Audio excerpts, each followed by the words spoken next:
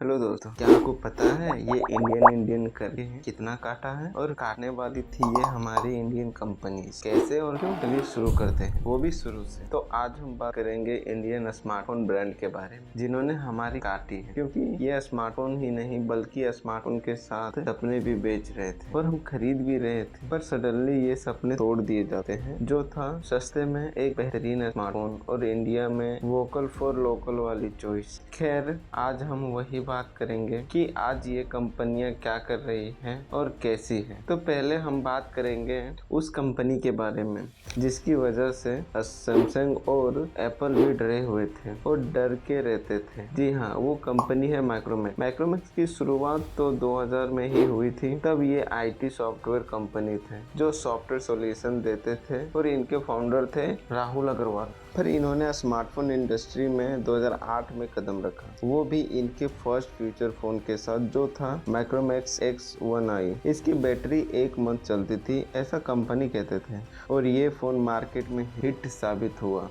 और 2010 में smartphone Andrew A60 के साथ स्मार्टफोन इंडस्ट्री में कदम रखा और यह स्मार्टफोन भी हिट साबित हुआ। पर इसका पीक एरा साल 2013 से 2014 में आया, जब इन्होंने कैनवा सीरीज को लॉन्च किया था। तब इसकी सेल और मार्केट शेयर 24% थी, जो इनके डोमिनेंस को दर्शाता था। फिर आया इनका डाउनफॉल। इनके डाउनफॉल के खास कारण ये था कि ये कंपनी इंडिया में इंडियन से पैसे कमाने आई थी। ना इनके पास मैन्युफैक्चरिंग के लिए कुछ था और ना ही R&D सेंटर। ये सिर्फ चाइना से पार्ट्स मंगाकर उसे जोड़कर हमें चिपका देते थे। पर जैसे ही चाइनीज कंपनी इंडिया में आए तो इंडियन कंपनीज को पार्ट्स देने बंद कर दिए, जिनके वजह से माइक्रोमैक्स इंडियन मार्केट में अप टू डेट नहीं रहने लगी और इंडियन मार्केट में अपने कॉम्पिटिटर से कम्पीट भी नहीं कर पा रहे थे, जिसके वजह से यह स्मार्टफोन इंडस्ट्री से धीरे धीरे गायब हो गए। फिर इनका कमबैक हुआ साल 2020 में, जब इंडिया चाइना वॉर चल रहा था, जब Bharat vocal for local theme चला रहे थे।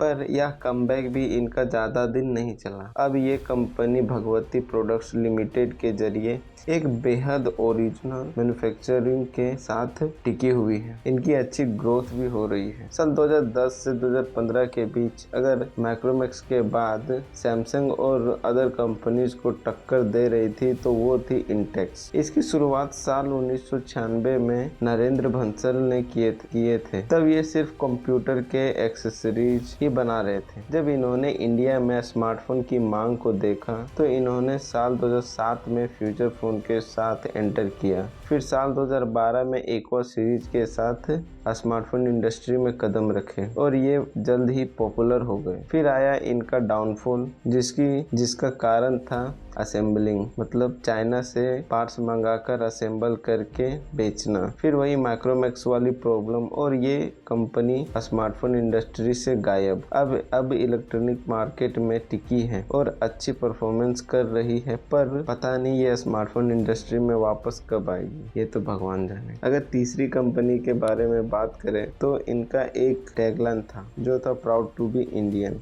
और ये टैगलाइन है लावा का। इसकी शुरुआत साल 2009 में हरिओम राय जी ने किया था। यह कम दाम में बेहतर स्मार्टफोन देने के साथ आए थे और इनका पीक एरा साल 2013 से 2014 में आया, जब इन्होंने आयरिस सीरीज लॉन्च किया था। भले ही बीच वर्षों में थोड़े उतार चढ़ाव आए, पर ये अपने पैर इस स्मार्टफोन इंडस्ट्री से पीछे नहीं खींचे और यह अब भी स्मार्टफोन इंडस्ट्री में टिकी हुई है और इनके वैल्यू फॉर मनी फोन्स के साथ अपने टैगलाइन को जस्टिफाई कर रहे हैं, प्राउड टू बी इंडियन। खैर, इनके बाद 2 और कंपनियां थी जो इंडियन थे, कार्बन और स्पाइस था। इनका मकसद था कि ये भी स्मार्टफोन रेवोल्यूशन के बहती गंगा में हाथ धोता चले, पर इनको कहाँ पता था कि चाइनीज नाम के बाढ़ में ये डूब जाएंगे। खैर ये कंपनियां आज भी टिकी हुई है इंडियन मार्केट में, पर किसी को पता नहीं। अगर आपको इनके बारे में पता चलता है तो नीचे कमेंट करें